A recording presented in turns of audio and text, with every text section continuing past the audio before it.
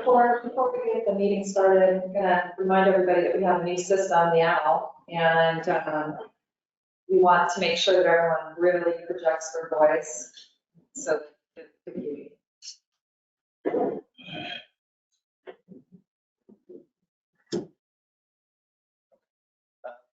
good evening, Mayor, Council, Planning Commissioners. Thank you for coming. This is the joint work session to discuss the Cottage Grove pedestrian and bicycle plan. We've been working on this for just about a year at this point. We've held 3 subcommittee meetings. That subcommittee is made up of staff, planning commissioners, city councilors, community representatives. We've held 2 open houses. Did we do a survey? We did. We did a survey. So at this point in time, we're kind of doing a check-in with y'all to show you what work has been accomplished on the background and then some next steps. But really, it's just to kind of read you in on this, solicit your input, because when this document is completed, it will come before the Planning Commission and then the City Council to be adopted as an amendment to the transportation element of our comprehensive plan. So I think everyone pretty much knows each other. So I'll just go ahead and introduce Rory here with HDR. He's the consultant. He's got a presentation up here and he's gonna go through that. I believe he's just gonna go through the presentation. So along the way, if you want to take notes on what slide, maybe you want to revisit, we just want to make sure we get through the slide deck and then still have time to discuss anything that might need further discussion. So with that, Rory. Okay. Thanks everyone. Well, Mayor, Council, members of the Planning Commission, thanks again for your time tonight. Hope everyone had a great weekend, had enough to eat. Maybe there's some leftovers, maybe not. But again, my name is Rory Renfro with HDR. And we're a transportation consulting firm that works with communities all around Oregon, working on different types of transportation projects, whether it's walking, bicycling, roads, transit, freight, air, you name it. We get to work on it. As Eric mentioned, we advance. Sorry.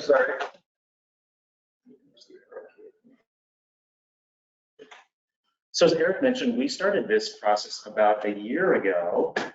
And there's your schedule. So yeah, we started about a year ago and we did a real deep dive into what's the current lay of the land in terms of the conditions for people walking, riding bikes, or accessing transit, people with disabilities in our community.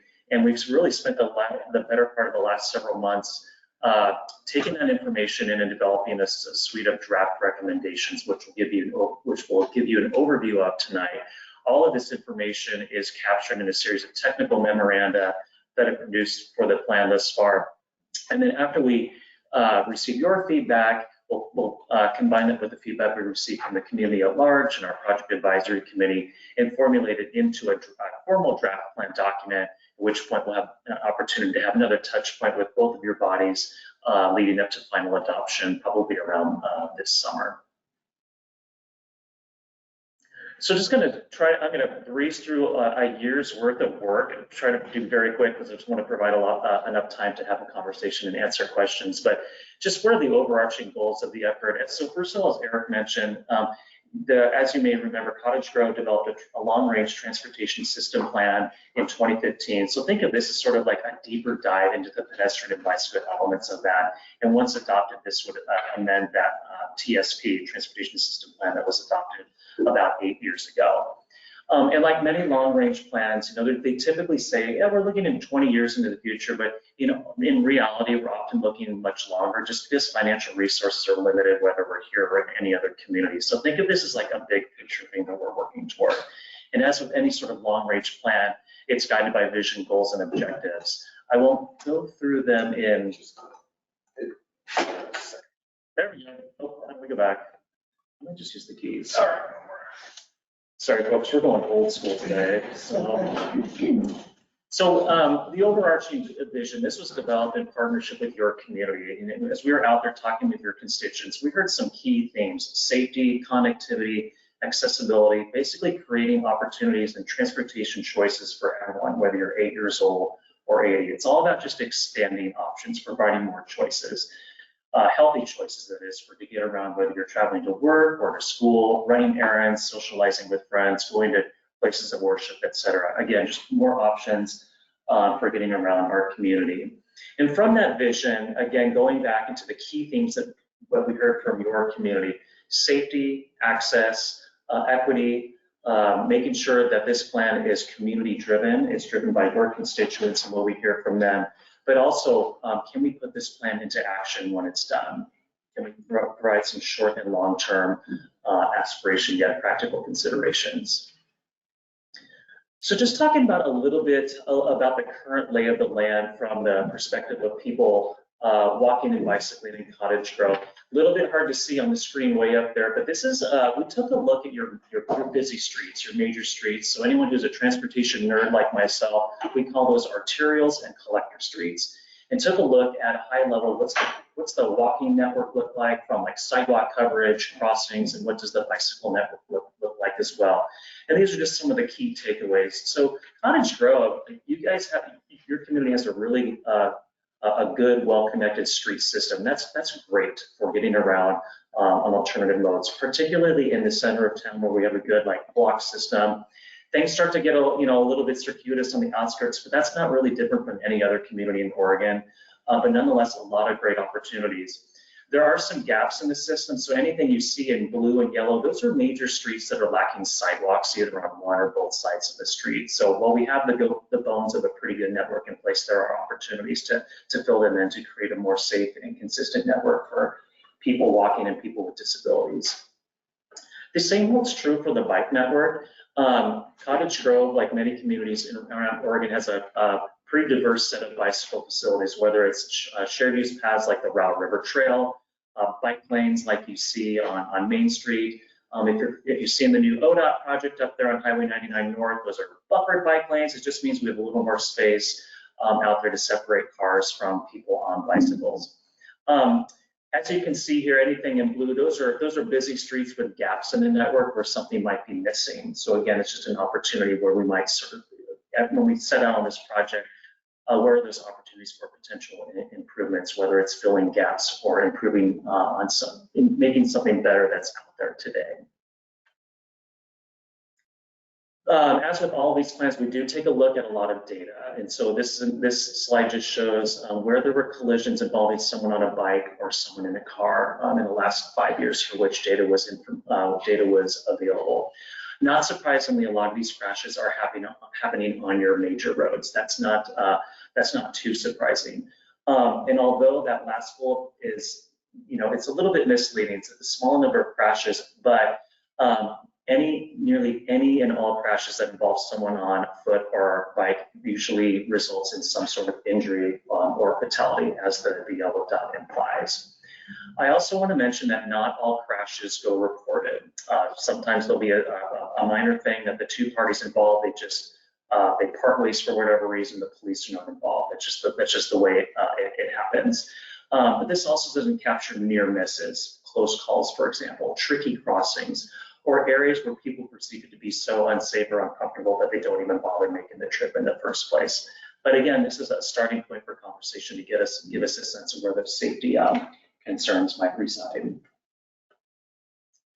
So with that information and a bunch of information provided by your constituents in our public outreach events, our project advisory committee, we did pivot toward the beginning of summer and started developing a package of recommendations, again, long-term and short-term.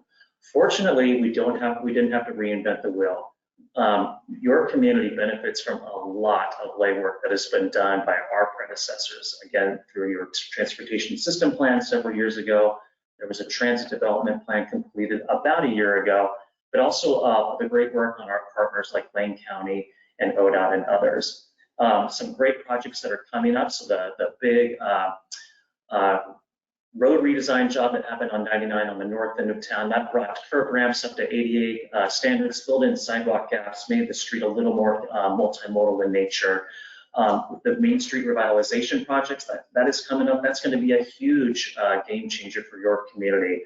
And of course, all the great safe routes to school investments that your community has been making over the years. I would think a lot of communities around Oregon would be very envious by the accomplishments that you have made in recent years. So pivoting to the maps, these are a little hard to see on the screen, but on the left is the long-range vision for the pedestrian network in Cottage Grove.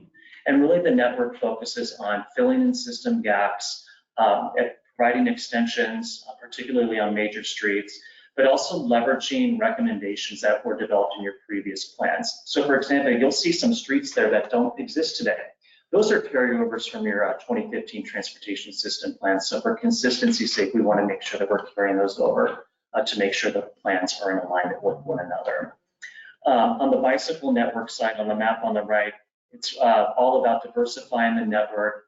And you'll see like different colors of lines, and really those represent different types of bicycle facilities, whether it's a regular bike lane on a street, or it's the shared lane markings that you see out here on Main Street in front of this building, or is there possibilities to leverage our neighborhood street system with some tweaks here and there, because those are great places that provide connectivity in those what we call lower stress riding environments for people who just might not feel comfortable or safe on the major street network. We also want to acknowledge the great strides that your community has made in developing the trail network. Again, that is something that many communities throughout Oregon would be jealous to have. So where can we make those key connections to take advantage of the multi-use path system up the Route River Trail?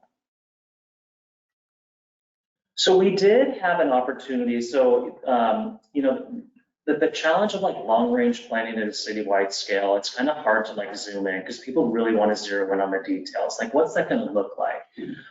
We did build in a little bit of effort to focus on a couple of areas that kept coming up in our conversations with your community. And not surprisingly, Highway 99 was like the blinking light. It just came up over and over again as it's an important street in Cottage Grove. It provides direct connections to so many destinations, including jobs, retail, your downtown core, the library, etc. But Highway 99 is also a challenging place. It can be challenging to walk along, it can be challenging to cross, it can be challenging to be on a bike as well.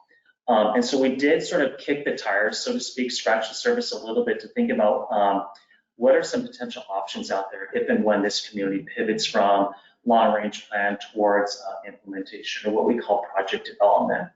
So in this case, this is the section between Gibbs and Woodson, and it's an area where there's a gap particularly in the bicycle network, not so much on the pedestrian side.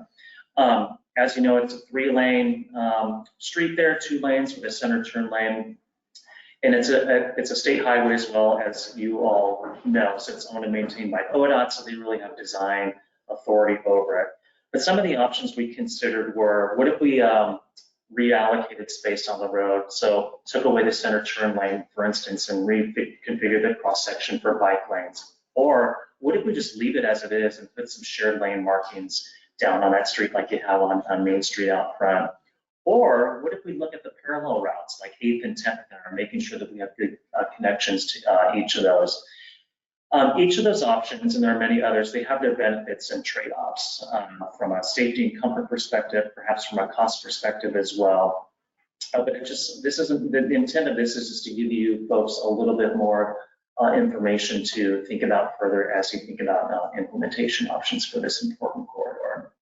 We will say that ODOT wasn't really exactly thrilled about removing the center turn lane. They also weren't thrilled about putting shared lane markings on the street. And they also expressed some concerns about the parallel route options. So as you're talking with them, like, on subsequent phases, it would be prudent to, work with them to get to a solution that they're comfortable with, because it is going to be a partnership between the two agencies. The other section is just to the south. It's from Main Street down to, or Harrison, that is, or Gibbs down to Harrison. And as you're aware, this is the 4-lane cross section of Highway 99. There's some tricky crossings just by virtue of the angle at which the street is hitting the intersecting streets. The railroad is right there. And there's a bunch of, desirable land uses that people want to get to, whether it's employment or restaurants, or et cetera. Long distances between crossings as well. What we wanted to do is we sort of kick the tires, as I mentioned, on some options. Like, what if we did have some options for reconfiguring the roadway to make it better for people on foot and bike? So this is just an example of what it looks like today, the photos above and then the sketch below. We did develop some concepts, so to speak, and I'll just walk through them very quickly. They all have benefits and trade-offs, by the way. There's no, clear winner where there's no impact, so to speak. But that first option up there is just removing the parking and putting in bike lanes, just putting down paint. Pretty low cost from an infrastructure perspective, but there is parking impacts. The next one below is, well, let's keep parking on one side. But what if there's an opportunity to remove one of the travel lanes on one side to create what we call a low stress, physically protected or physically separated bikeway? In this next concept, it's basically reversing what I just showed you on the previous slide. It's we retain the parking on a different side of the street and we reconfigure the travel lanes on the east side of the road. That concept D at the bottom, that is what I start to call the big build option, where we take that sort of narrow median there and we widen it out to provide more space for people to cross the street and waiting as they wait for gaps in traffic, but also it would allow left turns to be made by people driving without backing up traffic behind them. So that's a little more like capital intensive. And then the last one, which is probably like the biggest build option, is enhancing that median, making it wider, but also reconfiguring that cross section to provide a more physically protected bicycle facility on both sides. So what's common in all of these, if you sort of look at them in totality, is keeping in mind that like tearing up the entire road, widening the road for everything that we want, and displacing a bunch of properties is probably just not in our best interest as a community. And also just from a cost perspective, it would be pretty tough pill to swallow.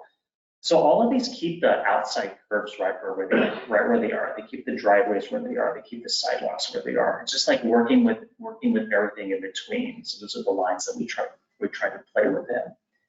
And as I mentioned, all of these have benefits and trade-offs. And so this little qualitative comparison just kind of gives you a sense of where one particular concept performs well against, say, for example, parking impacts, traffic, the cost to build the thing, maintaining it, whether it's sweeping or the occasional snow removal, and from a safety perspective.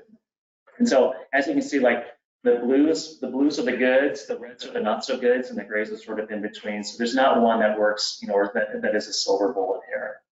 And I will mention there are many options in between that can be blended to form some sort of hybrid option. I'd be happy to come back to these slides after the presentation, because we know that once we start getting into details, that generates a lot of interest. So happy to talk about that as well a little bit more. So turning to prioritization, so as I mentioned before, this is typically, these long-range plans are typically 20 years in span, but really it's usually longer if we're being realistic. So knowing that we don't have all the resources to construct everything all at once, we have to decide, well, where do we pick and choose it? So where do we start? Because if everything's a priority at the same time, nothing's a priority, right? So where do we bite off and chew first? So building off those goals and objectives that I articulated earlier in the conversation, we developed roughly or almost a dozen criteria that each project was compared against to try to get a sense of which projects would fare better against more of these criteria, to give you an understanding of what projects might return the biggest bang for the buck in terms of these different criteria here. I'm going to show you some maps now. Pardon the messiness, but we got some project numbers on here just to allow people like your staff to be able to keep track of what projects these are. But basically the key takeaway here is all of the projects have been divided into short, medium, and longer term timeframes. What constitutes a short-term project, whether it's between now and 2 years or 5 years or whatever, I mean, that doesn't really matter as much as the relative priorities between the projects. Again, just to kind of give you a sense of where we might want to steer our investments first. So for example, anything in red, those are the projects that scored the best against those 8 criteria that I showed you on the last slide there. And the oranges performed almost as good, and then the yellows are more of like the longer term. One thing that I do want to impart is that if there's anything in this plan that should be fluid and open to change, it's the prioritization scheme. Because your priorities as leadership may shift over time. There may be new leadership or whatever happens. Or, for example, let's say ODOT's coming in with another roadway project right now on some other road, but even though it might be a yellow or an orange on this screen, that would be the time to strike while the iron is hot and while those investments are made. So these are just, if these were standalone projects and we were doing them by themselves, this might be the prioritization scheme, but by no means should we stick to this, have this be set in stone. Let's take advantage of opportunities that are out there, whether it's an overlay project or a sewer project or a new development that comes in that will that we can leverage for the sidewalk infill elements like that. And then just augmenting the sort of stuff we build, and that's like place-based. We understand that any good active transportation plan also has what I would just call the softer side of things, so that the programmatic elements that really support the infrastructure investments that you make, whether it's bike parking, we know you have bike parking requirements in your code, marketing and promotion, making sure people know about the system that's out there, the great work that you're doing with your partners at South Plains School District and the local schools to promote safe routes to school and safe walking and bicycling and building those behaviors in kids while they're young, get those habits ingrained while they're young. So we understand that like these components like this are a good augment to the things that you would build in a particular place. It's equally important. And then finally, just kind of closing out, funding opportunities. We took a look at opportunities at the local, state, and federal level. Some of these things you're already doing as a community. So some communities, for example, have a fuel tax or even a seasonal fuel tax. The seasonal fuel tax, for example, that places more of the burden on drivers passing through Cottage Grove during those peak tourist times. I think Hood River and about 20 other communities in Oregon do that, for example. At the state level, I will say the funding climate is an evolving roller coaster, as it has been since for my entire life. But there are programs out there, new ones in the last few years. For example, the Oregon Community Paths Program, I believe that Cottage Grove applied for funds, for example, to repave portions of the trail system here in town. So it's just demonstrating that you are onto these things, and that's great. The federal infrastructure bill, that's been getting certainly a lot of attention over the past few years. That goes through 2026, but there is a lot of money out there, folks. And there are some opportunities out there that may not sound like they are connected to active transportation, but they are. For example, the Railroad Crossing Elimination Program. What does that have to do with it? Well, that can help fund things like ped bike bridges over railroads and things like that. So there are opportunities at the local, state, and federal levels as well to support the vision of this plan. So just to wrap it up, just a recap of this schedule. So we're at a point where we just presented the draft recommendations actually at an open house a couple of weeks ago. We had pretty good turnout at the Armory, had lots of really good comments. And we also had a good conversation with our project advisory committee a couple of weeks ago as well. So next, we'll pivot to sort of the plan and code amendments process, where we sort of open the hood on the car and see other opportunities to make some strategic updates to the comprehensive plan and development code. I will say you guys are in great shape having done that in the transportation system plan, so I wouldn't expect anything major there. And then we'll pivot to packaging this all up into a draft plan for your consideration in the spring and summer. So I think, lastly, we have a website if you're interested in sort of tracking where things are, and if you want to see all the documents and nerd out with Eric and I, they're all up there for your viewing pleasure. A lot of reading to be done, but it's right there if you want to take advantage of that. So with that, I want to thank you for your time, and we will be just checking the time here. We'd be happy to open up the floor to any comments or questions or further discussion.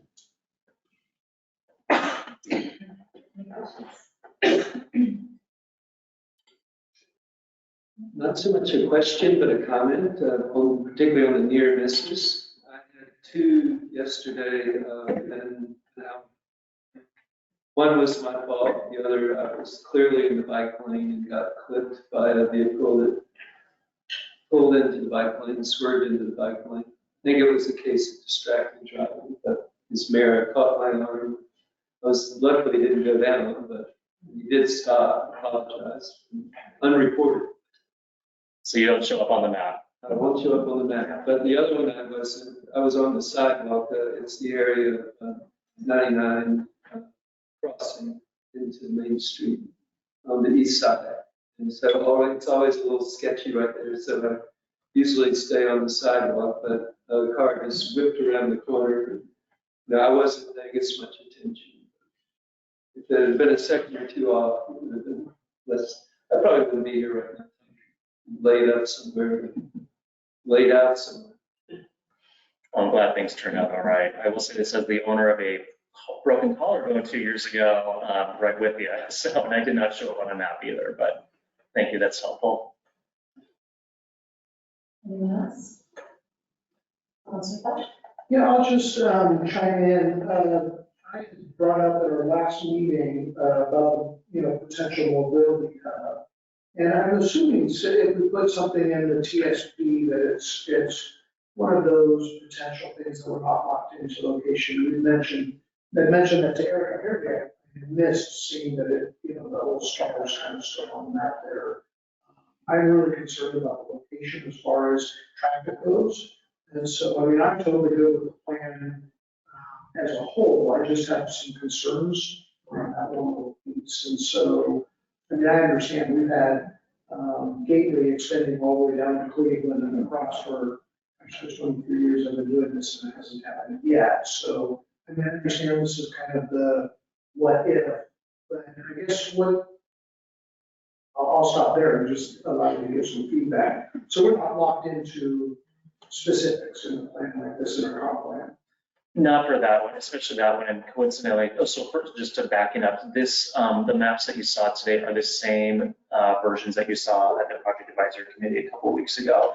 We have subsequently, we talked about that one a lot, and just for everyone else's catching you up, a transit development plan was created for the city a couple of years ago. We weren't involved in it, but in that plan, it mentions this concept of a mobility hub. And a mobility hub can mean many different things. I'm honestly even confused about it sometimes. Basically, it's a thing where it's just infrastructure that might be developed to facilitate safe and easy connections between a transit stop or a transit center and pedestrian and bicycle infrastructure, whether there might be good bike ramps next to the bus stop, or there might be a place for the South Lane wheels and LTD to pull in, and there's a future bike share there or something. It can be anything. The transit development said or recommended that further feasibility assessment be done to identify what that would look like and where it could go. It did mention the Row River Trailhead as that place. We took that and plopped that on the map, but subsequent to the feedback that we heard at the PAC meeting, I think what we're going to do in the plan moving forward is remove that star or the symbol and just use language similar to what's in the transit development plan to acknowledge that, yes, this was something that's potentially desired, but more due diligence is needed. Councilor Savage? Thank you so much, Mayor. Thank you for presenting. It was a lot of information that I kind of wish that I had tangible in my hands because my old eyes don't see that far. Like Councilor Merriday mentioned, where he was in a bike lane just the other day, I'm concerned about our downtown. Now, I know that downtown is going to be redone and this will look different. But with parking on either side and crossways coming through, I saw and have witnessed multiple clippings of bicycles who are absolutely doing everything right. And it's to no fault of their own. A FedEx truck comes by and clips them as they go around the corner because they didn't realize how close they were, misses an actual going down on the ground and not being reported. So I think it's good to take into consideration that there's probably a lot that have not been reported, especially in that downtown corridor. What kind of signage, and this may be more directed towards Mr. Stewart, but what kind of signage is downtown going to have as far as bike lane parking, drive lane. Do we know that, just so I can wrap my head around it? I don't think I've seen the designs for the Main Street revitalization plans. I don't think I'm the best equipped to answer that question. Other members that might be able to. Yeah, so, Councilor Savage, with the Main Street revitalization, it is the intent to maintain the shared bike lanes, the sharrows. So it's a commingled space with, the speed is supposed to be 20 miles per hour. Usually, speed signs are only as good as the person behind the wheel. But measures that can be taken as far as signage or protection for bicyclists that are used with things like bike boxes and things like that. So it actually puts that stop bar a little bit further back, and it allows a safe delineated space for the bikes to queue before a light changes or something like that. It's not going to say, it won't stop all potential near misses or collisions, but that's a mechanism that's often used would be to provide like that bike box, to give them the ability to be the priority on leaving the intersection. So my brain immediately went to heading east on a corner of Main and 99. There's a small parking lot there, and there's parking on the roadway during specific times. And it's almost like what would be a bike lane, but it's not. It's the share lane is even narrowed, because that then becomes a turn lane to the right going forward or turning to the left. And so it just gets smaller and smaller and smaller, especially for bicycles. And that one specific spot makes me really nervous. And I don't know how you make more of a bike lane, because that's also a driveway. I believe on that, we work with Branch, there's going to be a slight reconfiguration there. I feel like we were talking about. Yeah, and I think there was going to also be an effort maybe to have that conversation again about removing that parking in that location. Yeah. And I would also share is when you have a share lane, the bike has the right of way to be right in the middle of the lane. So it's not like they have to ride over and hug the parked cars. So the cars go around. The vehicles behind it have to yield to the bicycle in front. So, as they move over and want to continue straight on, they should still remain in the middle of the lane and not be passed by the cars. That should be how they should be used. I agree. So the scenario that I've seen is 7 or 8 cars backed all the way up. The bike goes forward, scooches in between the parked cars, and can go in front of the cars that are waiting to go forward or turn right or even turn left, but they're scooching along the side. It just makes me nervous. Mm-hmm. So signage. Be my thought on that scenario. Thank you. I appreciate the conversation. Councilor? Thanks for presenting tonight. As you're probably aware, we're also in the process of trying to figure out funding for the improvements of streets in general. All that goes along with that. It's my understanding this plan will help facilitate or dovetail with those efforts to help improve not just the travel lanes, but look like the pedestrian as well. Can you speak to that elements of this plan that are specifically to that end, to dark funding street improvements? Well, I would say we try to, so long range plan, you want to be visionary and aspirational, right? But we also need to be practical. Great if we can have gold plated everything, but that's not going to happen. So what you'll see and what you see in here is the different types of facilities recommended. Kind of they run the gamut from, yes, we really need a shared use path in this from point A to point B. That's really the best solution. It's going to be a little more costly than the physical separated path. In here, in this part of town or this particular corridor, it's a small neighborhood street, very little traffic, and when the traffic that's on there is really slow. So it's pretty good. We don't need a whole lot of infrastructure. We don't need to build very much. It might be just a matter of signs and signs to your point and pavement markings, and that's good. What that translates to from a funding perspective is you can stretch your dollar a lot farther on those types of projects. The other thing I will say is the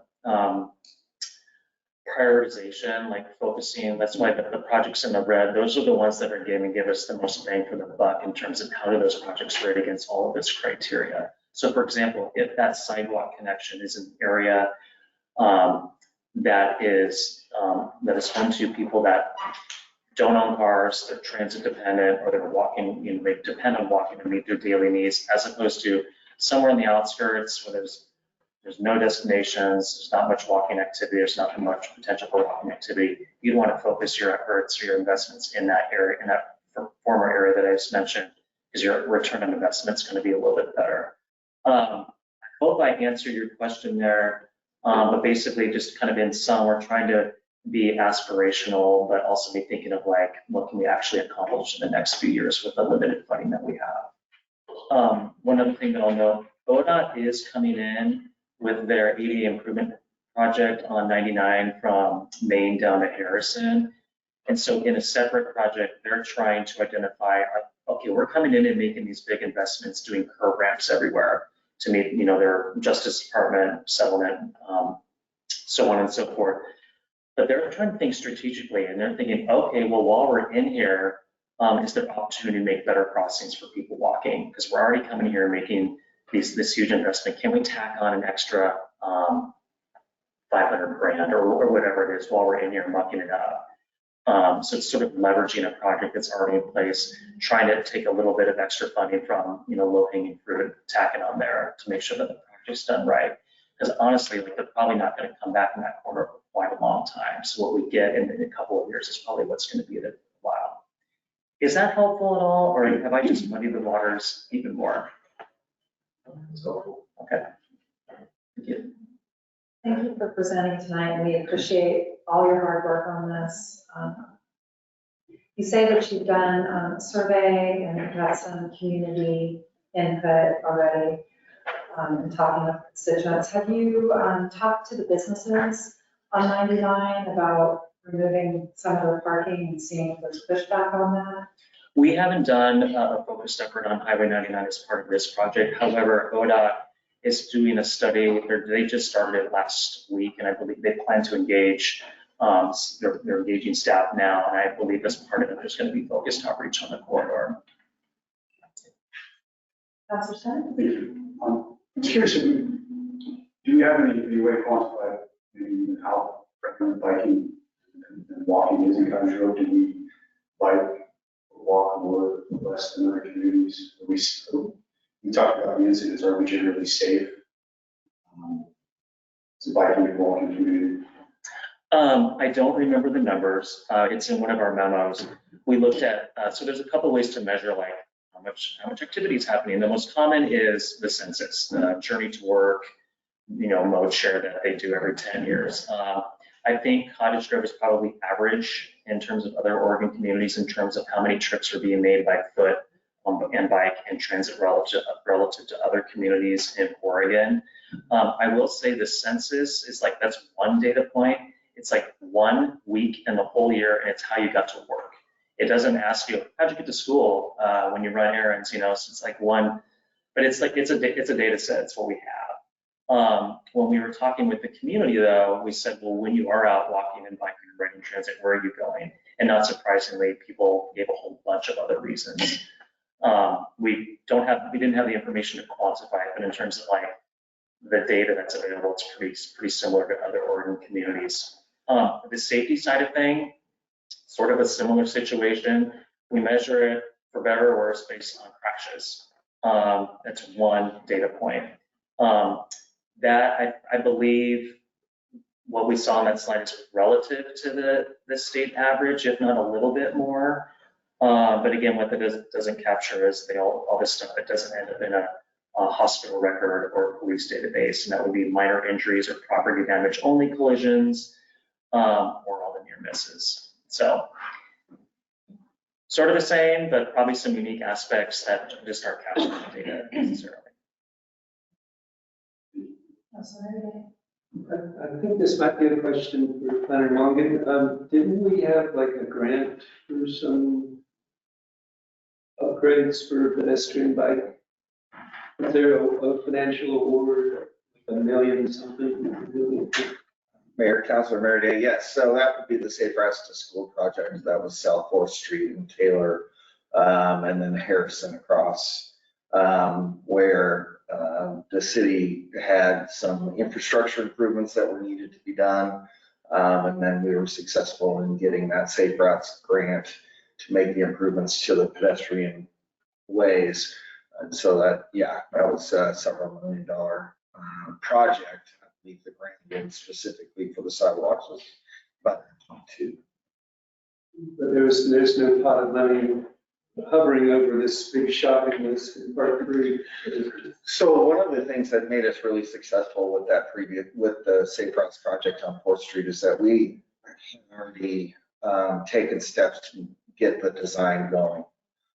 So we were almost shovel ready to begin that project, which really front loads us. So the other companion component to that gets, moves the needle a little bit more forward for us is things like these long range plans where we identify target areas, get a little specific on facilities, but not down to the 10th of an inch or even the foot for that matter. But, identify some areas where there is a specific need, then we can use that information to either go through planning, engineering grant programs, safe routes programs, lather and repeat. Good amount of talk here. How much of this are you gonna have to put forward for Lake County transportation system? I'm sorry, what was the question? 2 years running to get that mess done, that they finally finished. They would come up with so many lame excuses, like, I asked them a common question, how come you paved the road from Crestwell to the city limits of Cottage Grove, go clear after the net, and leave us all in the plain? He said, well, we don't have the money. I said, what do you mean? You have to do the Americans with Disabilities stuff to upgrade everything. Is this gonna be a common fight? Everything you plan on trying to do is gonna happen? I don't know if I can speak to that particular project because I wasn't involved. So ODOT right now, they were sued. And it was a Justice Department settlement and they are replacing 32,000, something like 20 or 30,000 curb ramps all across Oregon. And it has to be done by 2032. We'll see if that happens. That's why you're seeing all these corridors throughout Oregon, state highways that is being upgraded. I can't speak to a Lane County project or whatnot, but oftentimes if there is a major rehab of a road and it has sidewalks, then yes, it will. They take a look to see if it's possible to make ADA upgrades. I will say that all of us at some point in our lives are going to experience a temporary or permanent disability, and those curb ramps and all those yellow tactile ramp domes that we see, they're going to come in handy. My personal example, when I was 24, I double fractured my right foot in a ski accident, and I was on crutches for a month. And boy, even at the spry young age of 24, those ramps were the best thing that ever happened. So I would just encourage us all to remember it's not just necessarily someone else that type of infrastructure is benefiting. It's going to be all of us at some point. So, but to that specific question, I'm unable to, or that specific project, I unfortunately just don't have an answer. Mayor, I might add, Mr. Monroe, we had a meeting, I think it was a week ago with ODOT, maybe 2, and they wanted to bring to our attention that next year is their intent to, I think, improve or rebuild upwards of 120 ADA facilities on ODOT right away. So that would include all the way over to Thornton Lane, around, continue on over the connector and right down south of town. So they're going to try to remove some of those barriers that are currently impeding people, but those barriers also are impediment, or they make it difficult to make other improvements to the road because what we've found at the city is that sometimes the ADA upgrades that are necessary along when we do a street project, anything more than a chip seal requires you to bring the road up to today's ADA standards. And that could, in some cases, worst case scenario, double the cost of the project. So ODOT has the money, as Roy has said, and intends to upgrade, I believe, all of their ADA structures on their right of way this next year. Did I present that correctly?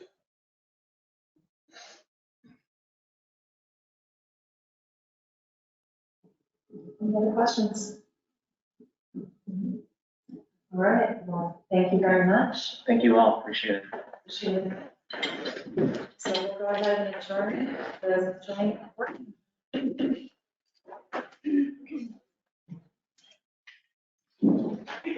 This conference will now be recorded. All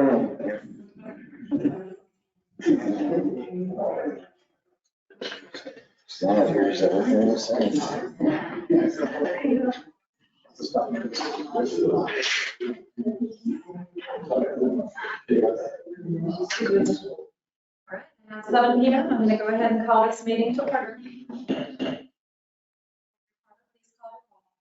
Counselor Dreer? Counselor Urban? Here. Counselor Fleck? Here. Counselor Merity? Here. Counselor Savage? Here. Counselor Stennett? Here. Mayor Solsky? Here. All right.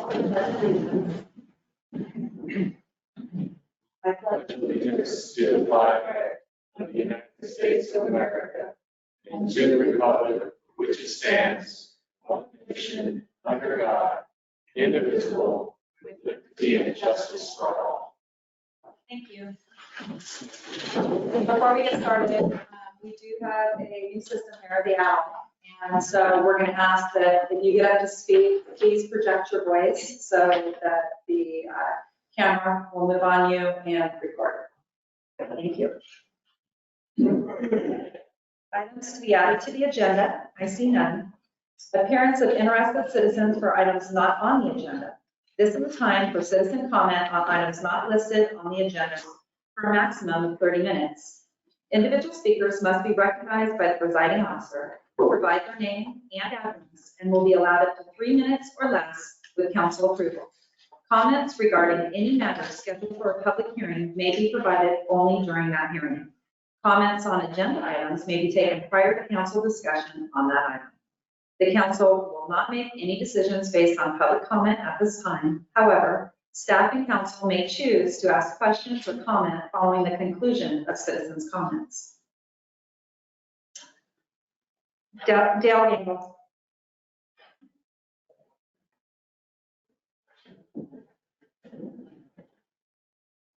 I thank you for this time. My name is Dale Gankle, 1386 Cottonwood Place. I'd like to thank Greg and Mayor Solsky. You guys are about the only two here that are trying to help out with this homeless thing. Right now, I don't know if you guys are aware, but Cottage Grove has now been named one of the top 10 worst cities in the state of Oregon to move to. It's on the internet, it's going to the listing, and we got the rest of the crap here. I just want to say thank you to all the people for destroying our city. Thank you. Bill Christensen. I will be happy to share that address later. Bill Christensen, 1337 Elm Avenue, Cottage Grove. I have a Christmas wish list for the city of Cottage Grove. I just want to share my wish list with you. Wish number one. Wish number one, I would like a police force that upholds the law rather than trying too hard to be everybody's friend and buddy. I know there's a movement amongst some police forces to try to make better connections with the city as people, and I applaud that. But I want my police force to serve and protect and uphold the law more than anything else. That's what's important to me as a citizen. And so that's my first wish list. My next wish is for a city manager that exhibits true leadership with common sense ideas, an unbiased attitude, and a secure leader who truly listens to the people of Cottage Grove, not just to Salem. That's my second wish. My third wish is that our city council would be able to find a lasting solution to our homelessness from a foundation of direct accountability, consequences for their destructive behavior, and an end to enabling actions under the guise of care. And my fourth wish for my city is that we would have a city council that would truly listen to and respect our mayor, rather than at times disrespecting and undermining her position. She's been elected as mayor, and I think we owe it to her to show a little bit more respect than what we've shown in the past. Thank you very much.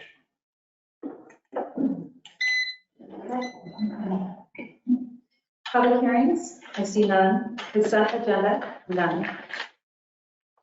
On the following action items, an opportunity for citizen comment may be provided after the staff report and prior to council discussion on each item, except on items for which a public hearing was or is scheduled to be held. Citizen comment time on each action item will not exceed 30 minutes. Comments shall be limited to 3 minutes per person or less with council approval. Comments must be on specific items and cannot be used for additional discussion for other action items on the agenda. Resolutions and ordinances. Item 7, resolution adopting the Cottage Grove Urban Forest Management Plan. The staff report by Mr. Longan. Thank you, Mayor. Per chapter 2.30 of the Urban Forestry Committee of the Cottage Grove Municipal Code, the Urban Forestry Committee is charged with assisting the development and implementation of an urban forestry plan. To date, this plan has consisted of annual work plans submitted as part of the city's Tree City USA applications to the Arbor Day Foundation. In an effort to make the city more competitive in seeking grant awards, the committee determined that a 5 to 10-year urban forest management plan was needed. In July of 22, staff presented to council a draft scope of work and requested 2 members of the council volunteer their time to sit on the subcommittee to draft a plan. Other members of the subcommittee included members of the Planning Commission, Historic Preservation Commission, and 3 members of the Urban Forestry Committee. The subcommittee met approximately 12 times over the course of this long-range planning effort to assemble the attached draft Cottage Grove Urban Forest Management Plan. At this time, it's appropriate for City Council to provide any comments they have to staff and to consider the adoption of the attached draft resolution, which would adopt a plan. Upon adoption, the plan will count for 10 points towards the required 10 points, so as the city can earn its 7th growth award. And it is recommended following discussion that the council adopts the attached draft resolution adopting the plan. We have someone signed up to speak, Riley Newman.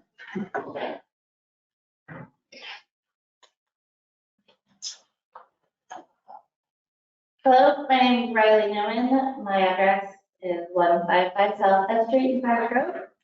And I just wanted to come up here and give a big thank you as the current chair of the Urban Forestry Committee, not only to the city councilors that participated in the planning process, the committee members, but a lot of this work was done by Eric Mongan. So I just want to make sure that everyone who participated got a big thanks from me as well as the committee who I'm representing today. And just wanted to say thank you for all your hard work. And I hope that you will pass this resolution. Thank you. Resolution 2120.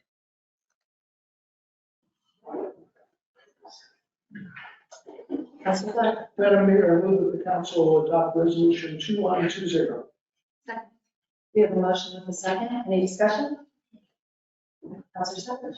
Thank you, Mayor Soulsby. I just want to commend the whole group for putting this together. It was an honor to sit on the Urban Forestry Management Plan Committee and see the wealth of knowledge that we have in our wonderful little town, and really see all of this good ideas come together and bring us this plan. It's just been a pure delight. So just acknowledging and saying thanks to them as well. Yes, sir. Thank you, Mayor. Thank you for your work on this and the rest of the committee as well. This is a good step in ensuring that Oregon, this part of Oregon remains nice and green and benefits from all the aspects of having a strong canopy. There are two parts of this plan that I'd like to see amended. Let's discuss more. The first one, I know we discussed it in the committee meeting, about, it's on page 17 of our packet, and some of the actions establish a street tree fee that would be collected at the time of building permit issuance.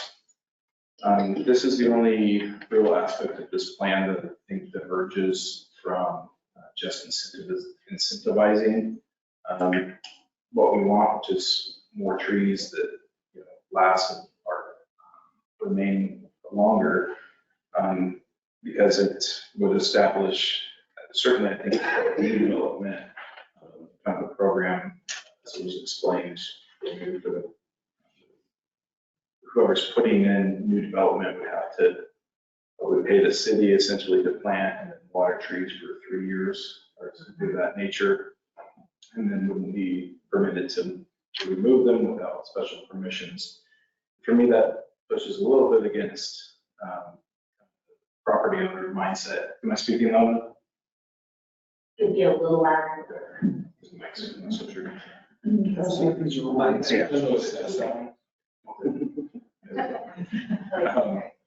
And so I would like a little more discussion on that. Maybe there's ways to incentivize that, maybe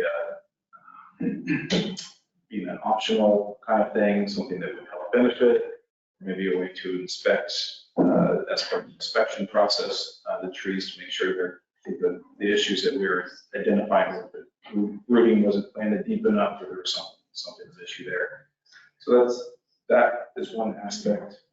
Then the other aspect is just over the years, talking with the community and certain members, and there's a big push that we feel in resilience planning that we need more food supply. We need to be more connected with the food supply. And really was hoping to see something in here that can be modeled off of, cities of Milwaukee, in Oregon. Portland has a robust program.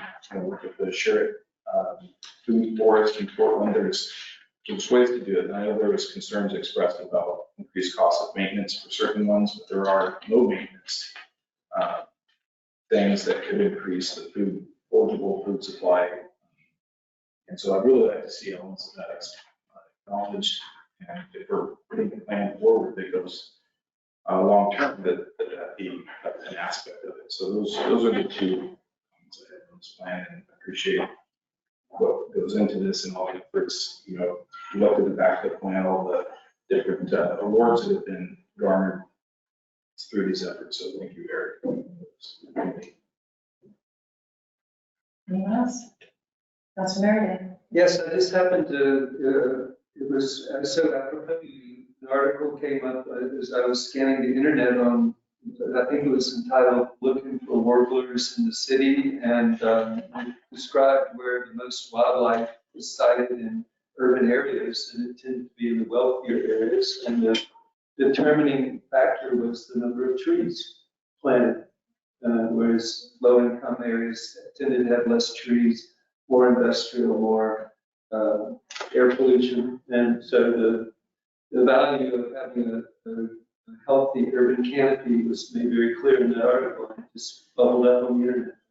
Wow, right in time for the urban forestry report. So I thought that was an acknowledgement of the objective of increasing our urban canopy. Anyone else? Councilor Flack? I guess I have a question of Councilor Urban. Are you proposing that we put this off or amend it at this time, or what was your recommendation?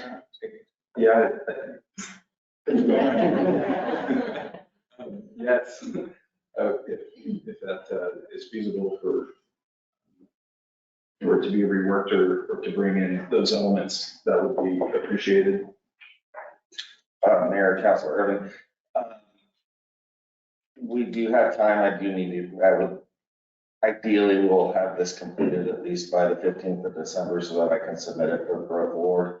There is one council meeting between now and then, so it is possible that maybe we can discuss briefly the 2 points that you bring forward. I'll start with fruit trees because I got it written down on this page. Absolutely, that was something that's been considered, but was weighed against the cleanup aspect of fruit trees. So over in the Northwest neighborhood, there are several apple trees, and if the property owner whose responsibility the tree isn't cleaning up the fallen apples, then they're just all over the road. If they get kicked into the gutter pan, the sweeper doesn't necessarily always pick them up, which is problematic. That's not to say that they couldn't be there as a street tree. We would just want to be really thoughtful about what species we do allow and recognize that we're creating a potential enforcement issue. I don't know y'all, but personally, I had some of my grapes get moldy on the vine and fall down. I slipped and fell right on behind this about a week ago. So it can become pretty slick, so it's a potential liability issue as well. And so we just want to be really thoughtful on that. Certainly, we could not look at them in the realm of street trees and really just look at them for being like facility trees or parks and open space trees. So maybe in Pointer Park, Bohemia Park, or any of our parks, you could have that sort of off the beaten path sort of fruit, that food forest, I think is what you said out of Portland. Certainly we could look at that. I do believe that there's space within the document as it is to include that. There's a section in here about creating specific area plans. So we'll have create maintenance and planting plans based on what the facility is. So if it's Bohemia Park, Pointer, or North Regional, or Rao, each one of those is a different environment that we should have a specific plan for how we maintain the trees, because one size doesn't fit all.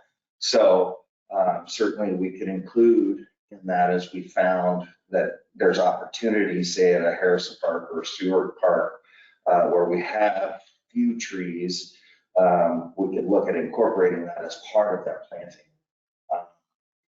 Also, we can certainly just, add, we can be very specific and add that as an aspect of those specific area plans. But generally, I would think that that's probably the best location for a tree like that. Would not be adjacent in the right of way.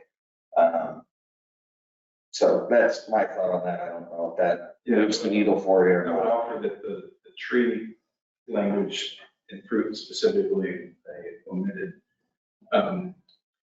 because that's the most correlated with cleanup and nuisance.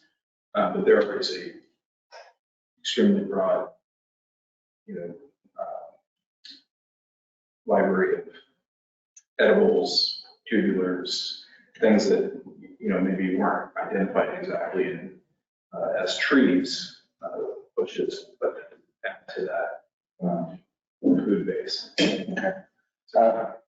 So more than happy to come back with more info on those things.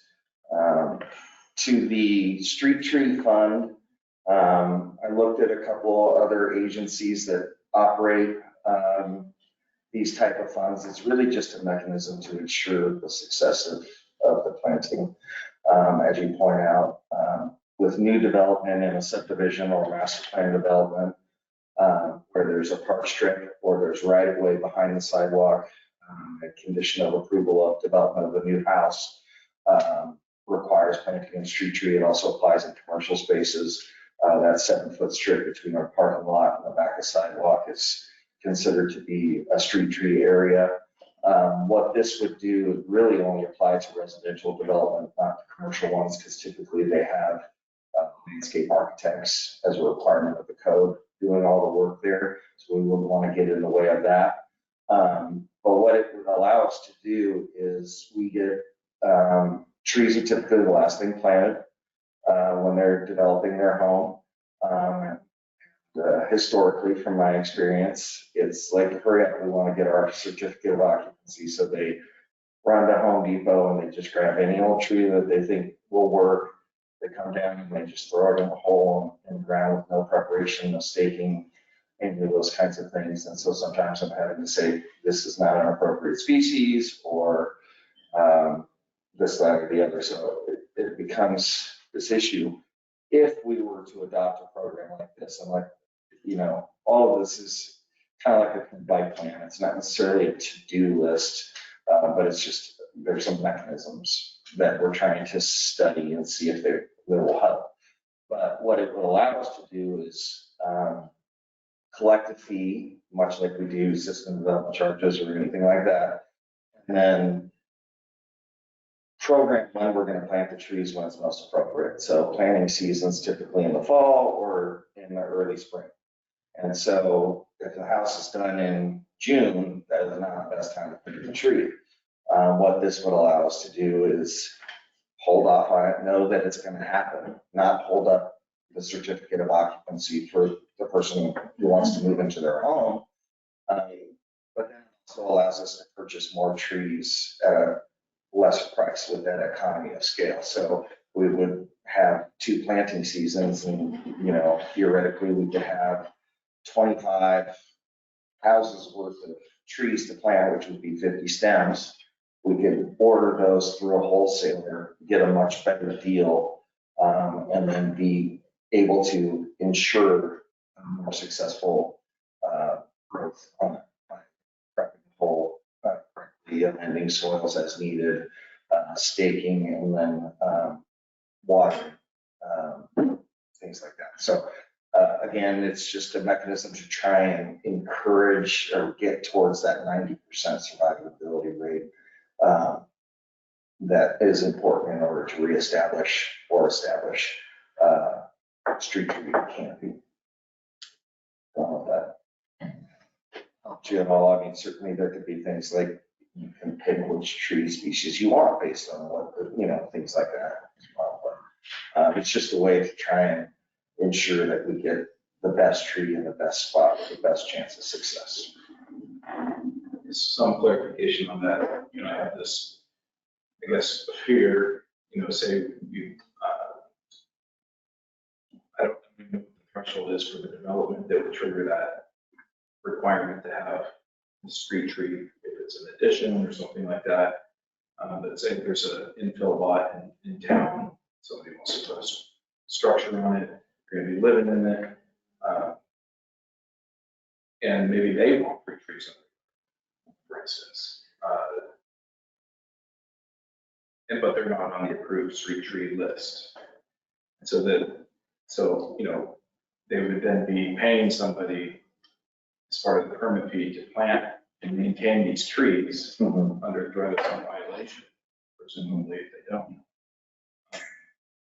And they never wanted those in the first place, and they would have maintained the other ones. It's just a pullback for what you can do on your own property that seems to me to be reasonable. I completely understand that. What I would say though, to be classified as a street tree, it has to be in the public right of way. And Park strip? In park strips or behind sidewalk, but still within those imaginary lines of the right of way. And so it's, you know, much as the code is already written, you know, a lot of folks have moved into places, the trees are already there. They assume responsibility just like they assume responsibility for the sidewalk. They don't necessarily get to pick and choose. We do have code right now that establishes what can and can't be, because we don't want things like bamboos and cottonwoods and anything that is well known for causing problems with infrastructure. So we already do limit that public space. If they wanted to go 6 inches behind the sidewalk and plant their fruit trees or some kind of edible, plant that maybe, does require a higher level of maintenance, it's free reign. So if I may point of clarification there, the public right of way, there's a setback from the curb face, I think it's 10 feet in town, to where you can't have your fence more than 4 feet high. And then there's, the sidewalk, and then if there's a park strip or something, it's the public right of way all the way to that 10 feet. It's just to the sidewalk. Just to the back of the sidewalk. Traditionally, there are areas where the right of way might extend a foot behind the back of the sidewalk or something like that. But the norm typically is back of sidewalk. So my question is, do we want to amend it or, because I'm happy to make a motion to postpone the vote if you would like. I just want to make sure we're addressing your concerns. I mean, it's still a concern, and I think we can keep in the spirit of incentivizing in a different way, and I think we could end up in the same result. It adds to the building fees, it adds to the permits, it has a few drawbacks. Just like to see if it can be reworked to achieve the same outcome. But Mr. Morgan, can you state what the fee is?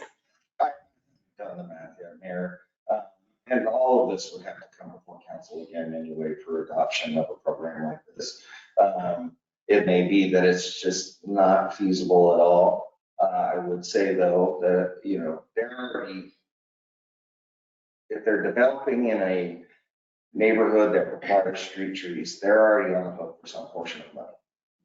And so my hope would be to design the program in such a way that it's like for like, by being able to purchase larger quantities of trees at, at a reduced price because of volume through wholesalers as opposed to going to Home Depot. The trees that the city purchased for the dog park is a great, the South River Road Dog Park is a great example. I use at Home Depot, like most folks do when they're, building their home or whatever. Those are $200 trees. The trees that I got there from Eugene Wholesaler were between $7 and $27.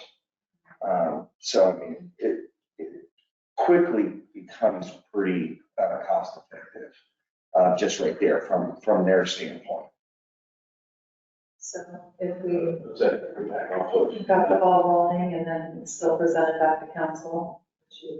certainly on that piece, but in terms of the acknowledgement that you want to increase the supply and access to it, it seems like that's.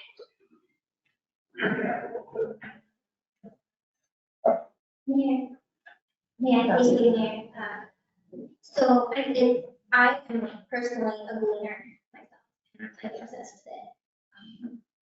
And I will say there are some, like there's Stewart Park in your ward. And they have I believe they're crowds, and they just fall, they fall on the kids' heads. Nobody is gleaning those, even though you can make a perfectly delicious jam out of those. So I think what you're talking about is, as far as increasing the food supply, or gleaning, that kind of DIY resilience, I think that's a really great idea, and I would support that. I think that's a separate program that needs more outreach that's different from what we're talking about here as far as very forestry. So I would support moving forward with this, and then maybe we put it on the issue track later.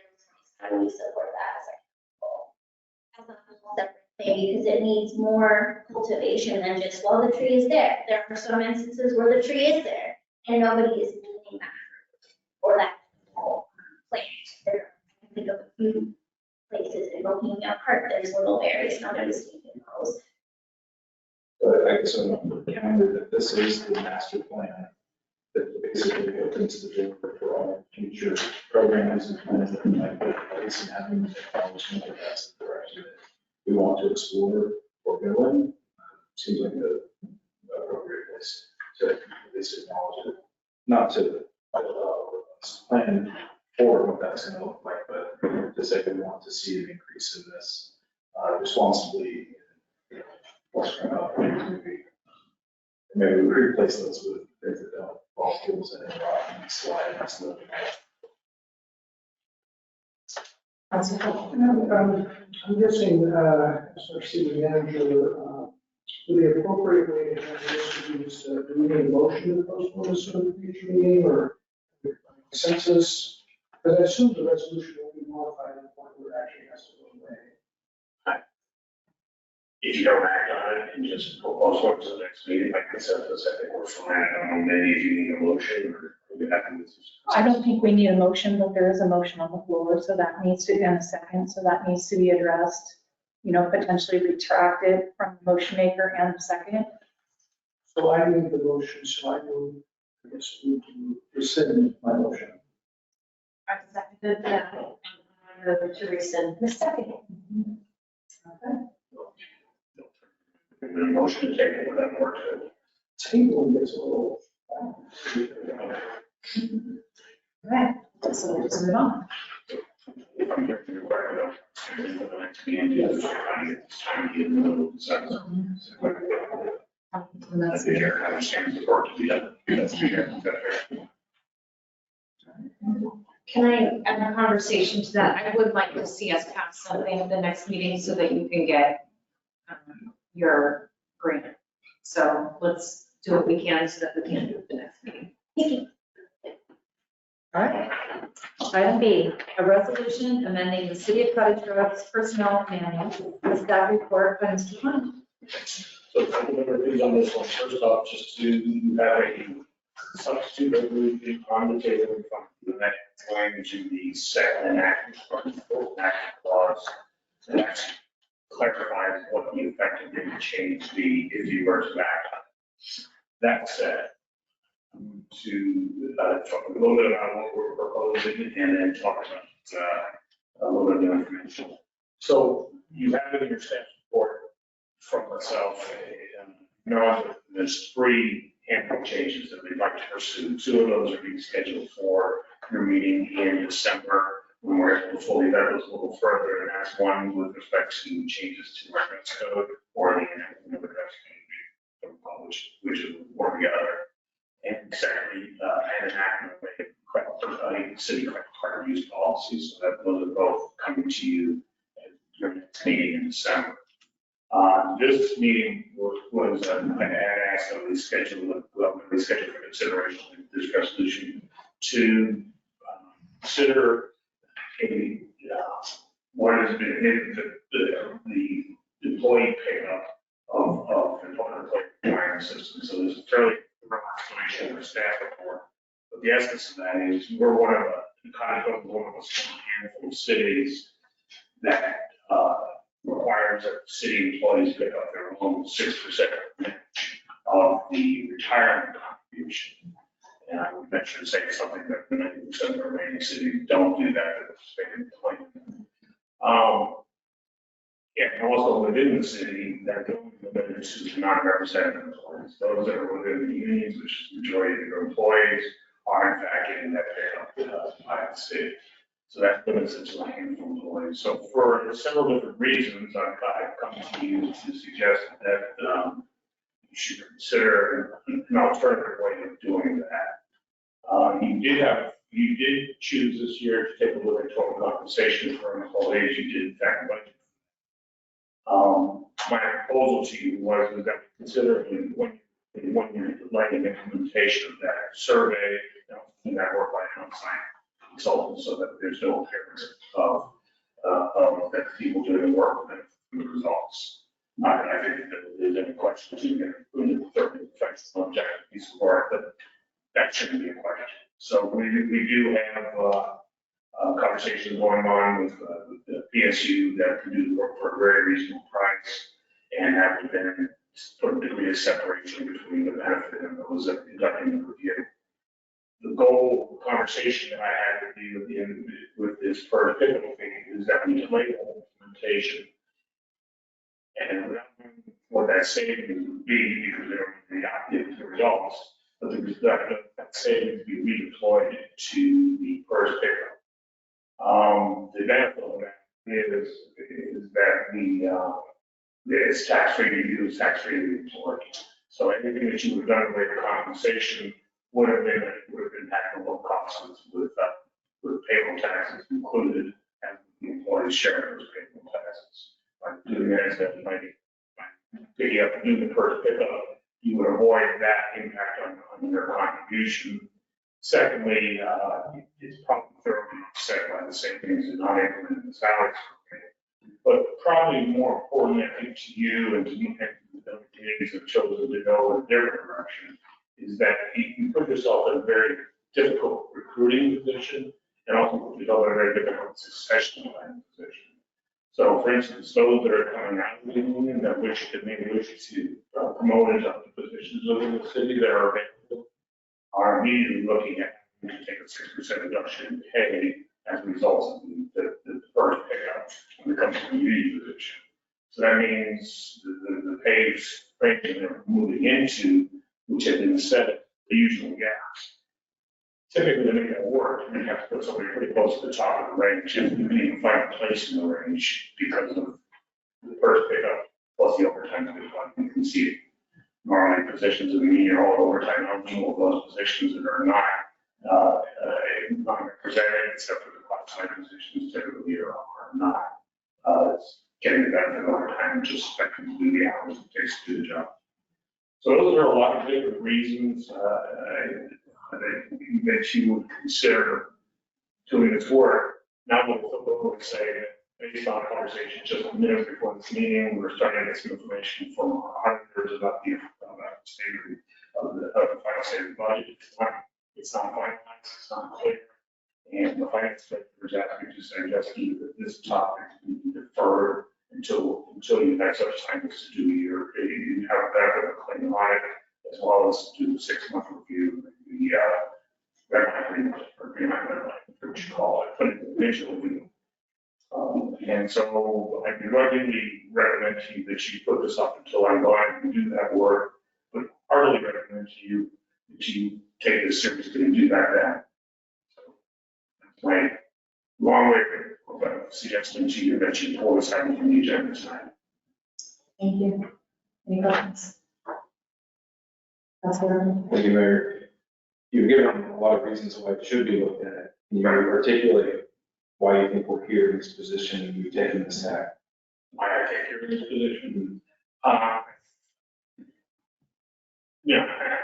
It was what was perceived as a very conservative way of treating your employees and your labor costs for your city, which is an admirable goal.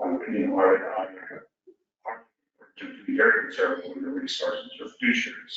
It's very important to you that the city's resources and tax base is managed very effectively. I would say just doing this is counterproductive to that goal. So it's counterintuitive also, but it's also counterproductive.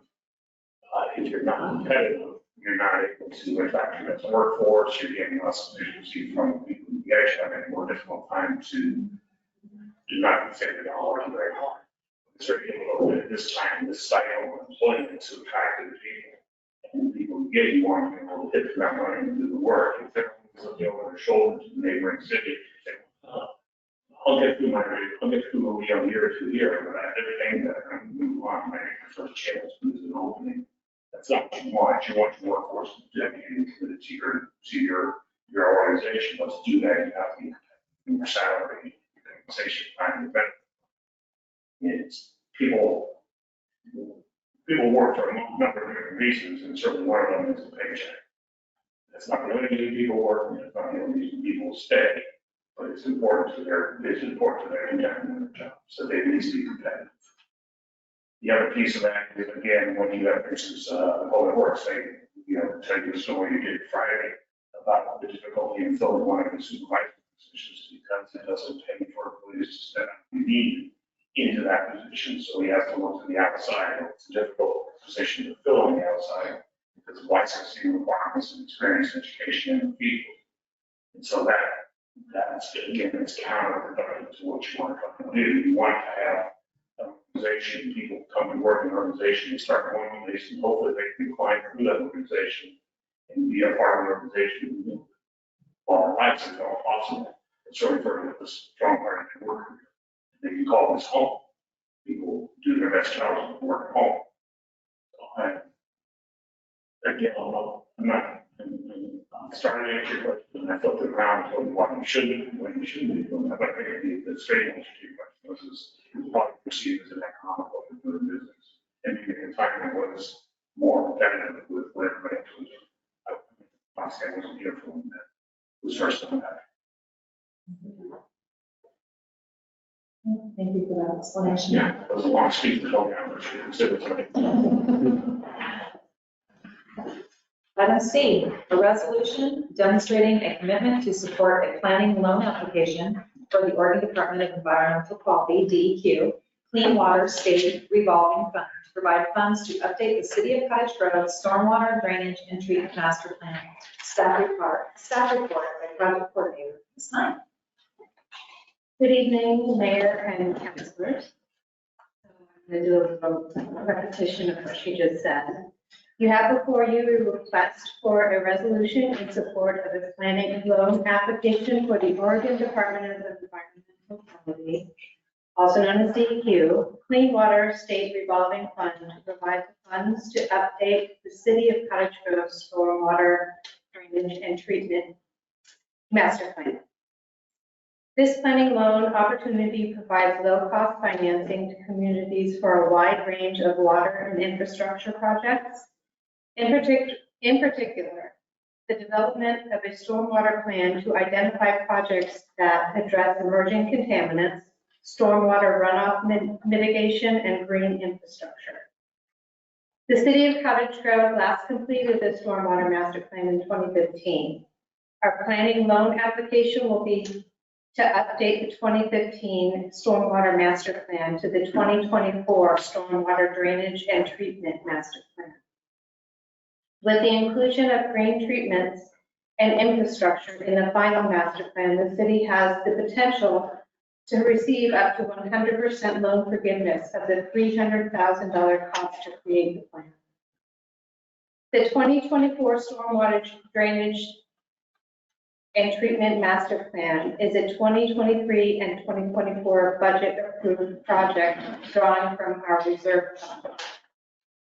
Should this project loan be approved and forgiven, this will free the funds for other necessary projects. It is staff's recommendation that the city adopt the attached draft resolution demonstrating its support of the city's planning loan application for the Oregon Department of Environmental Quality Clean Water State Revolving Fund to provide the funds to update the City of Cottage Grove Stormwater Drainage and Treatment. So one question, did we assign the resolution number to the last resolution? 21. Okay, so Madam Mayor, move that the council adopt resolution 2122. Right. Since there was no motion made for the resolution that was pre-assigned, number 2121, I'd like to have this resolution be 2121. So I'll amend that, the council adopt resolution 2121. Second. You have a motion on the second. Any discussion?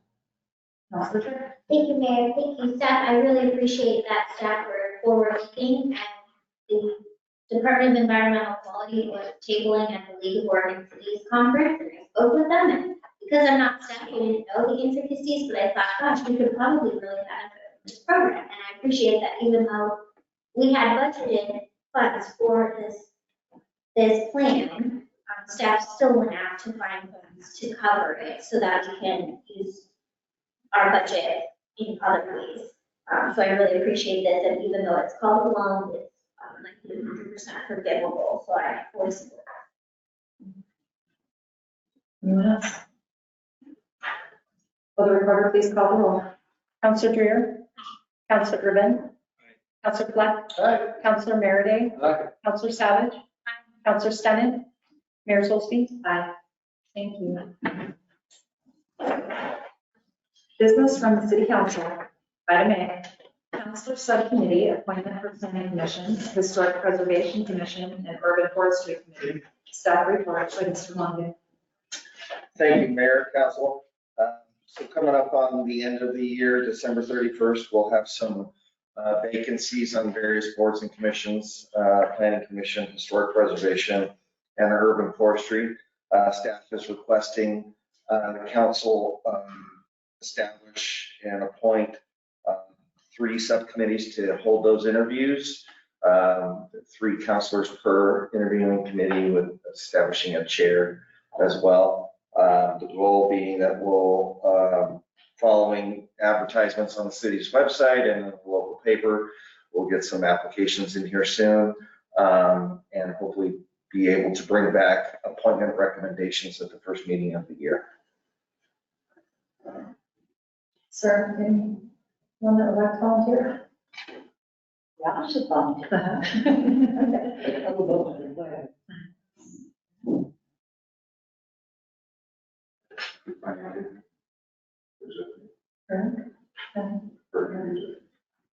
I'd be interested in urban forestry. Urban forestry.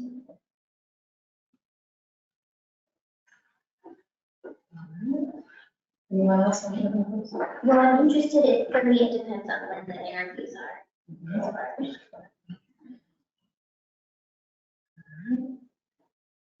That's it. Start presentation. I would like to be on that one too. Idea. For historic, there's can be up to 3, and there's 2 of us. I'll go with this. You need another one for Yes. And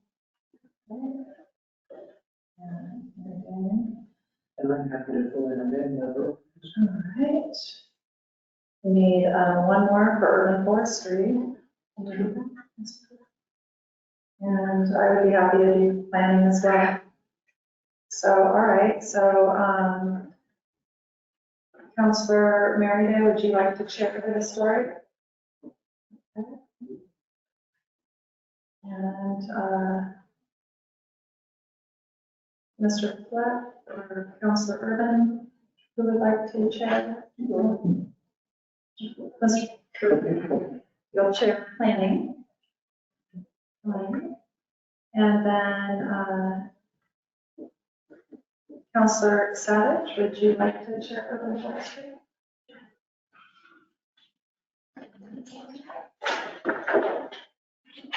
Oh, great. Thank you. All right, item B, concerns from council. Councilor Savage.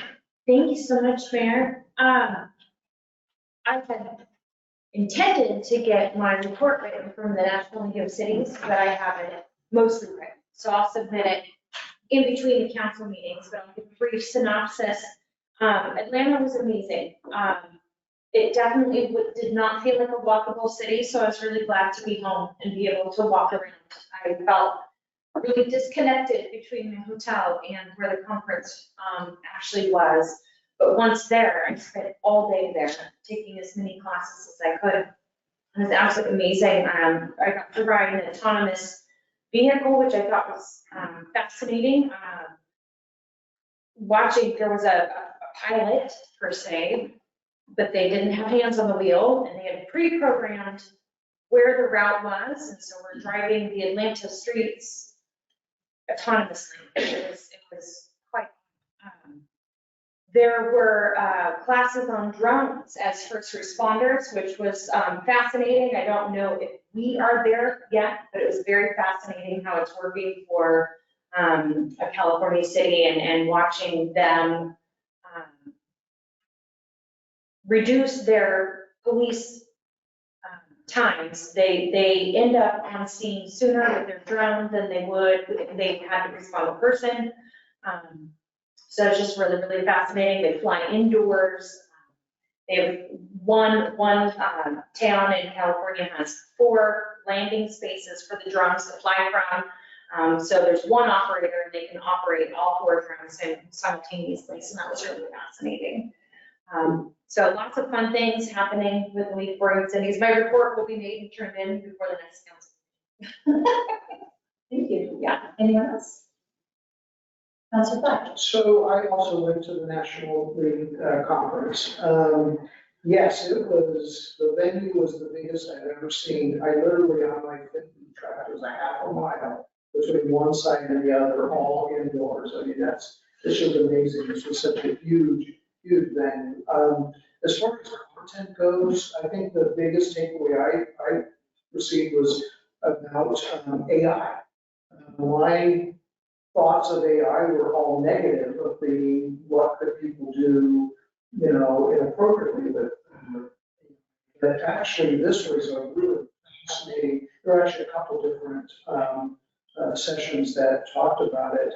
And as I was thinking through this, I do a lot of grant writing, and I thought, wow, how cool would this be to have this be able to pull from all of the grants I've written in the past and speed up the process. So I can actually see, they were talking about some of the benefits for cities and automating some of those, duties to save staff time. So actually, it really changed my mind about the potential of AI.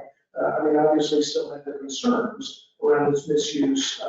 One thing I do remember them talking about was like with images, where they're talking about mandating, putting in a water or something in an image so that it's really clear that it's a manipulated image. But that was the biggest one. Actually, the housing and homelessness discussions were actually really long. I think we could have been better presenters because obviously in the Ninth Circuit Court, we certainly have a different perspective than many of the other parts of the country. So I didn't really find those of great value, but I think overall the conference was really good. I agree that the walkability of the land was kind of interesting. There was police presence everywhere, which I found interesting. So it's actually very safe. I did walk back and forth to the hotel because actually the shuttle, believe it or not, took longer than walking that, 3/4 of a mile, whatever it was. But anyway, like I said, I think it was a great conference overall and really glad I attended. Anyone else? Councilor Stan. Thank you. I wonder if maybe this is a question for Director Stewart about the feasibility of entrance signs with the new dog park to the parking. Gotten in trouble a couple of times for going past where on southbound where the entrance should be the first left, but the parking's in front of the park, and it seems too soon to be pulling into parking for it, and then the neighbors that was kind of upset that people kept coming in and the backside of the parking and going around like that. I didn't know. We looked at that at all. Mayor Solzman and Councilor Stinnett, we currently have signs ordered. We hopefully verify that where it's entrance only and with arrows pointing to where you need to enter to facilitate proper parking in the parking lot. They just haven't arrived yet, hopefully very soon. And the second item is there's a monument sign that is being constructed, and so hopefully within the next couple of weeks we'll have a monument sign for the park.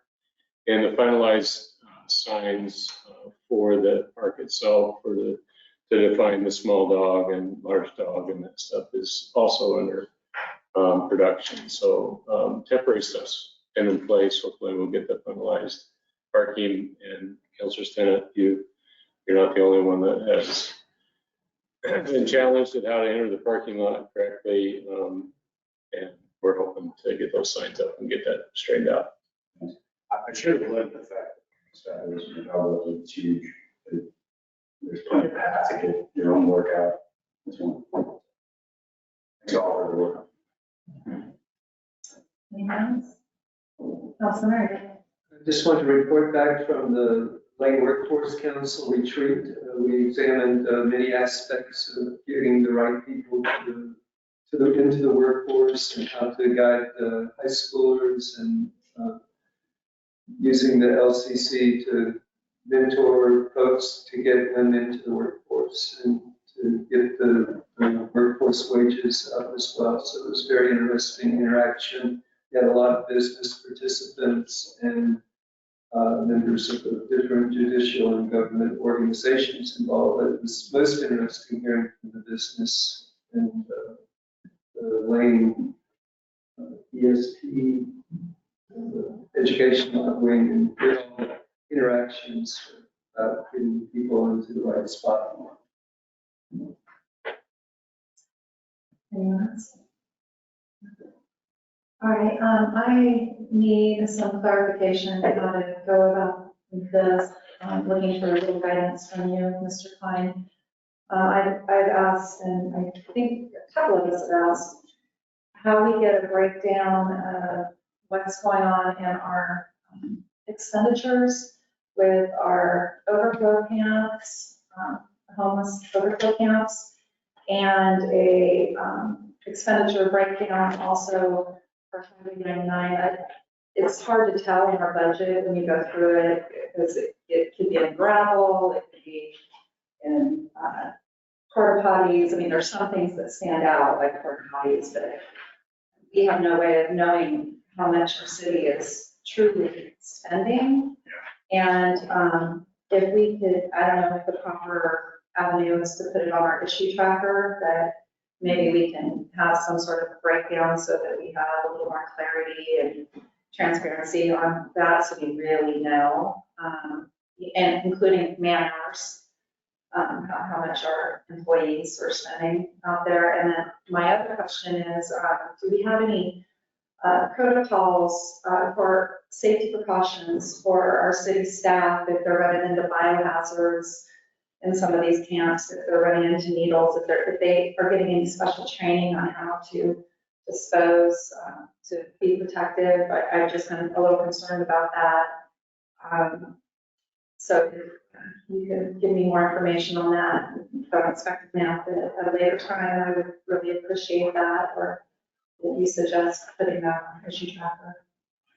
I have it from a couple of you, if you want me to add it to the issue tracker, give me a nod of the head, and we'll get back to you with. That'd be great. Yeah, so we'll just get that, we'll get the minimum, we'll get back to the deadline. This is getting on the issue tracker. We'll be meeting, I believe shortly in December, we have a group meeting set aside. We're also, we took off from this agenda, the report, because we have late information. They were tied up with the weather, I think, but so you'll have at your next council meeting, you'll also have your regular, one time count, your one time report with respect to the cameras. So we'll try to get you a more thorough bundle of information for the next council meeting, and hopefully there are some questions to that. I think that would help. And I'm saying, No, so we'll get that on here. Pastor Jared? Thank you, Mayor. That reminds me, I was at a legislative event, and Charlie Conrad was there, and he identified that the legislature has, in the next legislative session, they have identified the fact that pre-existing shelters are not eligible for all-in funding. They understand that from cities and municipalities that we set up emergency shelters and certain housing programs with one-time dollars. And so they hope to remedy some of those rules around which funding can be used for things that we set up with one-time funds. So I will be reaching out to Representative Connor to just remind him that of the things we have in our district that will need ongoing funding to support.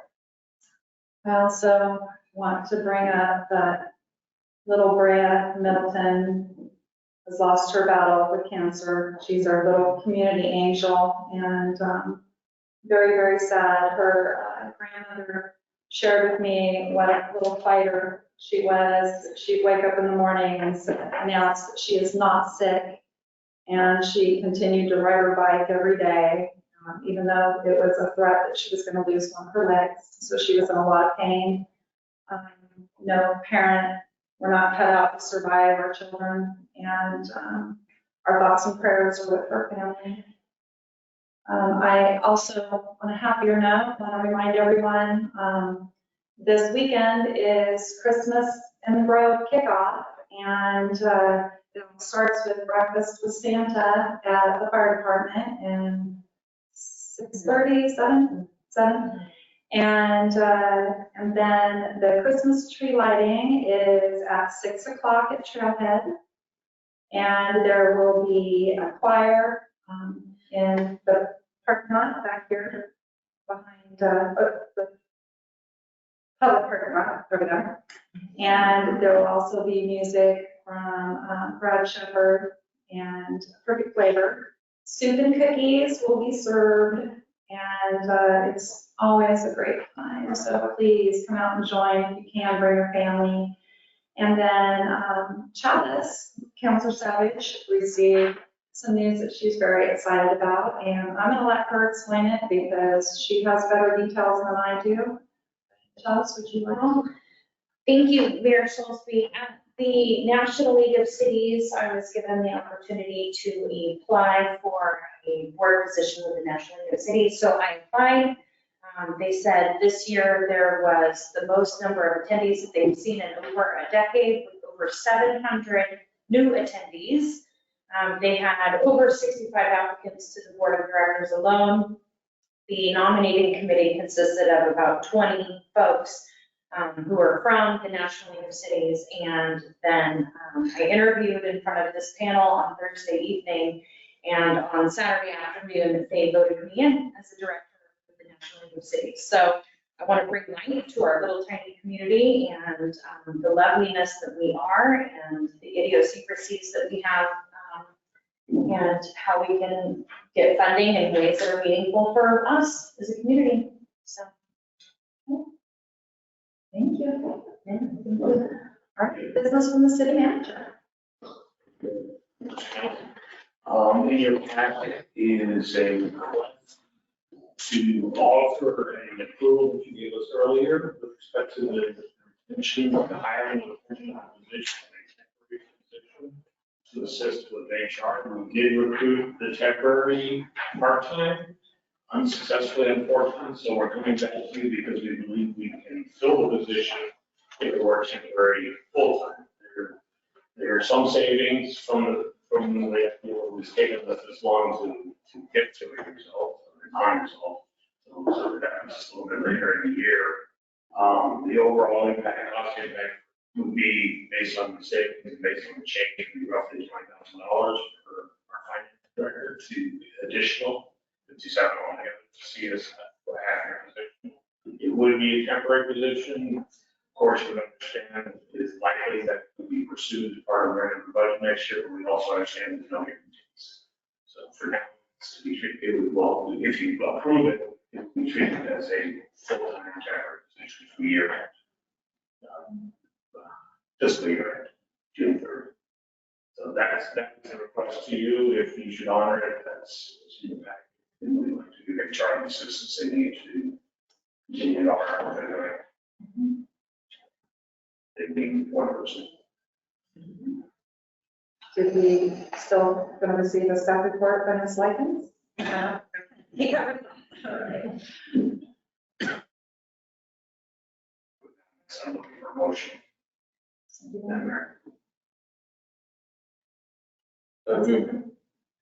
Move that we follow the recommendation of staff and provide for a temporary full-time position in the HR department.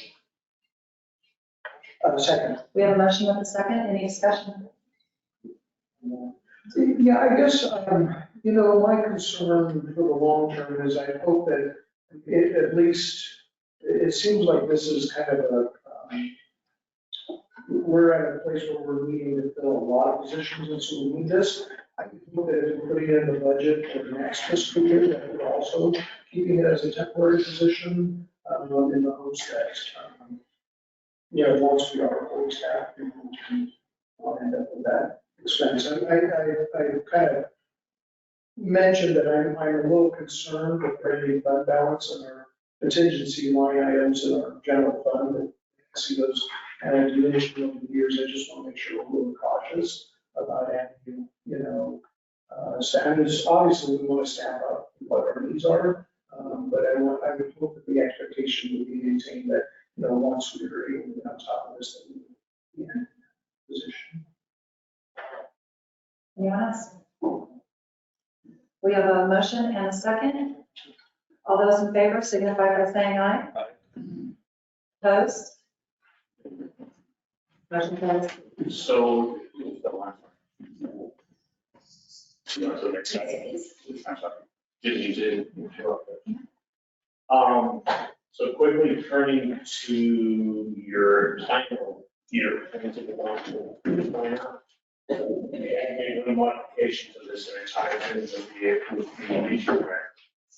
On the issue tracker, you had asked me a couple of items. One having to do with a potential city cleanup, and the second having to do, the requirements for council. And then secondly, a consideration of public safety improvement analysis, consideration of what we're doing in the area of public safety. The judge made his report at the last council meeting and certainly raised some perspectives of what's going on in the community. I think that needs a full-throated discussion amongst yourselves. And I think you need to clarify where that kind of discussion goes in terms of your priorities, both the city cleanup and anything that you may take in terms of public safety improvements, whether that's more policing, whether that's more prosecution, whether that's more crime prevention, whatever it might be. All the life changes, it's a fairly complicated and lengthy discussion. So it seemed to me the best place for you to have that discussion would be part and parcel of your goal setting session coming up, hopefully with your new city manager sometime in the late winter, spring. To help you achieve that, we have done modifications to this particular thing. So on the lower right side, you'll see something that is a measure of a parking lot of ideas for what you might discuss at the goal setting session, so that you don't lose track of them, but then really staff and handle the issue track. It's a bigger conversation for council. So the benefit sentence is what I like to do with those items that gives you the accountability you need to know that it's not lost. These items will get there too. So does that make sense, everybody? I mean, that's what I'm going to pursue that can help you with your work. Other things to report on, I think you have for our, see, you haven't already did an evaluation form for the municipal judge. So, do what you can with those. Those will be on prosecution and defense counsel, I believe, as well as court. And everybody else is having, being knowledgeable about the court's operations. So again, I would, if you don't know something, don't feel like you need to have an answer. I mean, you're not practicing attorneys in this particular court of law, so it's not like you expect to understand court operations that thoroughly. But ultimately, it is your role to evaluate performance of our municipal judge. That's scheduled for next council meeting, executive session at 6 o'clock. So you'll have that opportunity then. Maybe we'll facilitate any consolidation of the information. Do you have a deadline for that? We usually do it at that executive session and then they. So that way the results, so that our, technical results can be tabulated, which will be initially required. So, you have, let's see, we have set aside, we haven't set a date yet, so at some point you'll need to set a date with respect to the work session for rules, coming back on that, and that'll be a conversation here, hopefully to be soon in the term board, so they'll help you with that, but you have the benefit of our input already from the city attorney, for myself, and we'll get you done before yourselves, so. I think that's a committee of the whole, call. We are meeting later this evening to talk about the city manager's elections. I won't talk about any of it, but I'm going to remind members of the public and yourselves that the December 14th, evening of December 14th, we will be at the Armory for a meet and greet with the candidates. I don't know if the specific time has been set for that as yet. So maybe you have some anything Bob Larson, our consultant in the back there to talk about that. And then the 15th, again, the day is set aside for you to, for everybody to do their interviews and to come back together. And then, all works out well, we'll select a preferred candidate and, and give direction to whomever to do negotiations on the contract. And then again, January 8th, I believe, is the penciled in date for when we would hopefully award it. What time is the meet and greet? We'll get the break in the evening, so I expect we'll have some kind of snacks and breakfast. Wow. I'm sure something with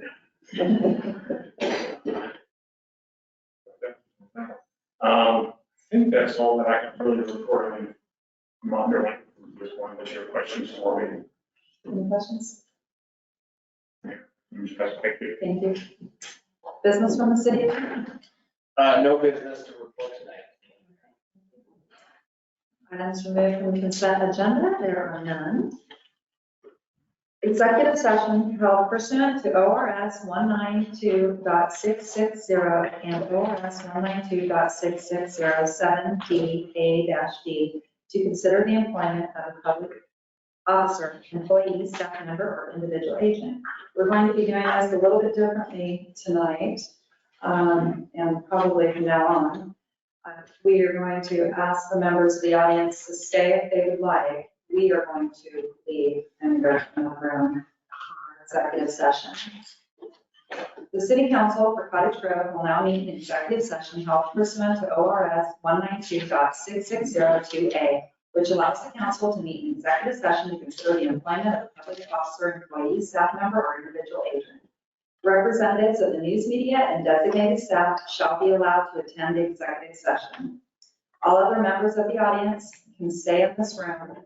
Representatives of the news media are specifically directed not to report on any deliberations during the executive session, except to state the general subject of the session as previously announced. No decision may be made in executive session. At the end of executive session, council will return to open session and we will come back into this room.